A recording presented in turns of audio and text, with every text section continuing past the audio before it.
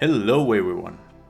So, ever since I started creating content again, I've been asked multiple times how I create decent looking suburbs so fast. So I figured I'd make a tutorial which hopefully explains it all in a few easy to follow steps. Now I want to stress that I by no means think I have pioneered this technique, but I rarely see other players use it. And judging by all the questions, it doesn't seem to be common knowledge either. Now, personally, I really value being able to quickly create sprawling neighborhoods because when striving for a realistic look, they are, in my opinion, an absolute necessity. If you have a bustling downtown, it's just not going to feel like much of a city if you don't also have vast residential neighborhoods to kind of balance it out. Now, of course, it's gonna take some time to add these and you can't have them in an instant. But there are some techniques you can use to create them much faster.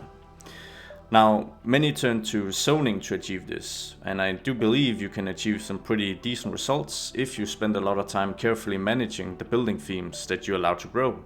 Personally, however, I just rarely get the setup just right for zoning, so instead what I'm doing is I'm utilizing a tag-based filter in combination with random selection, both which are features of the Find It mod. So let's quickly cover what you'll actually need. First and foremost, you're going to need to subscribe to and enable the Find It 2 mod. I'll link it in the description. And then second of all, you'll need to grab all the assets from the workshop that you would like to tag up. So in my case, what you're seeing here is I just grabbed all the detached single family houses that I wanted to include in my neighborhoods. But you can do anything you like with this. Honestly, you can easily grab some of the higher residential wall-to-wall neighborhoods, so Brooklyn inspired for instance, and do that as well. That's up to you. Now, thirdly, I also recommend getting the probable Rico mod, but I don't think it's a necessity if the buildings aren't Rico anyways.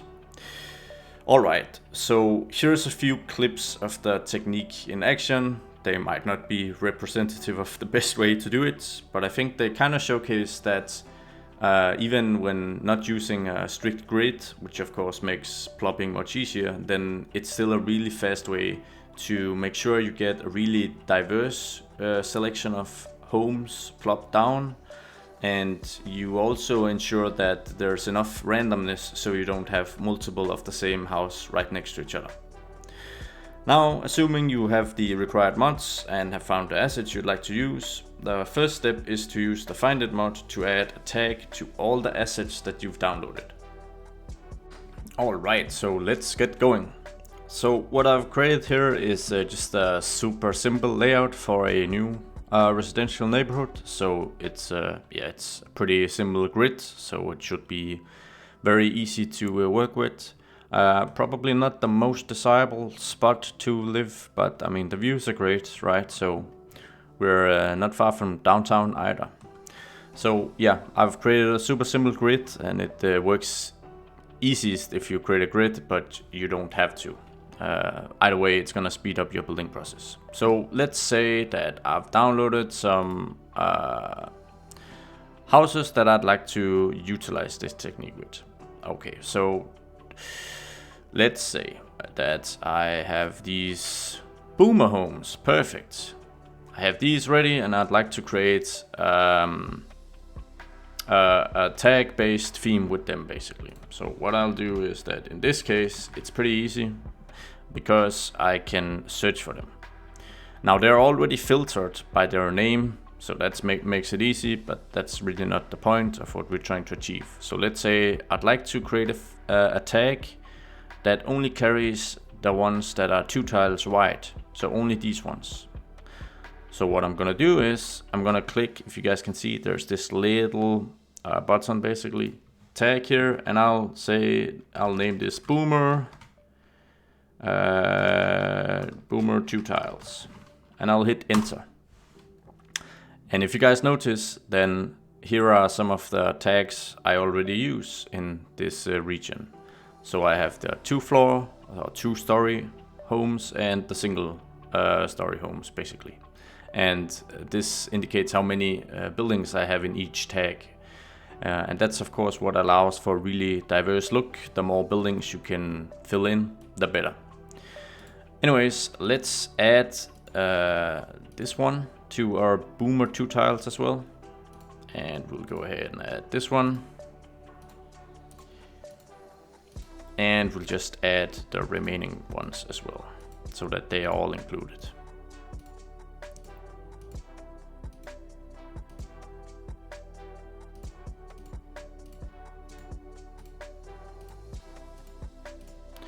There you go.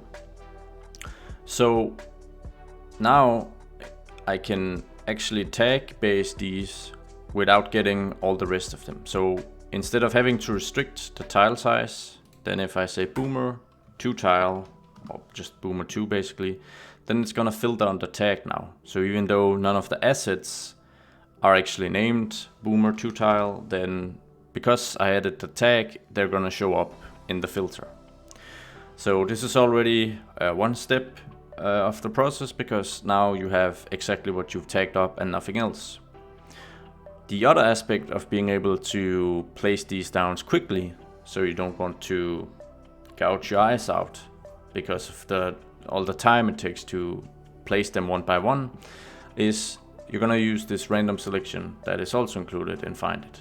So basically, if you click this, it's gonna select a random asset, but only from whatever is shown in the Find It mod. So your filter applies to what you randomly pick, as you guys can see. Now what you can do is that you can jump into the, let's say, I just have to here Find It, and then you can bind the random selection key. And in my case, I just bind it to R. And that really enables the turbo mode, right? Because if we now want to fill out this row, for instance, we can just hit R, and then we automatically cycle through randomly all the houses.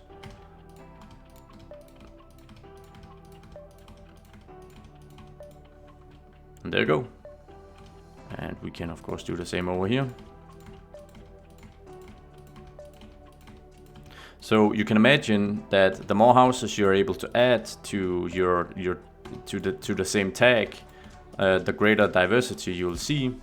But even just in this case, where we only have seven individual assets in the same tag, then if you ask me, the diversity is actually enough. And I think you could do with 5 or even 4 as well, especially if you have assets where you can use repaint to color them individually. Then you can create an additional layer of diversity like that. But yeah, this just makes it super fast to create. So let's just fill out this neighborhood.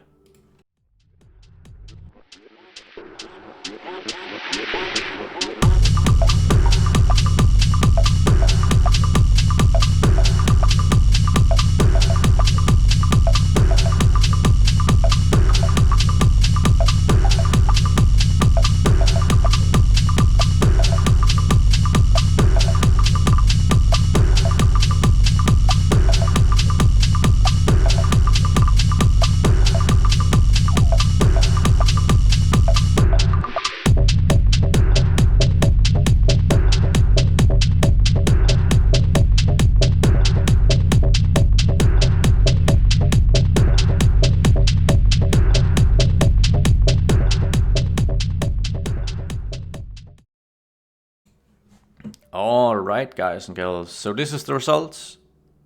It's a little boring and it's a little awkward because I choose a really hilly area of the map, so I could have probably showcased the point better by picking something that was a little easier to work with. But yeah, your mileage may vary, and mine as well, obviously.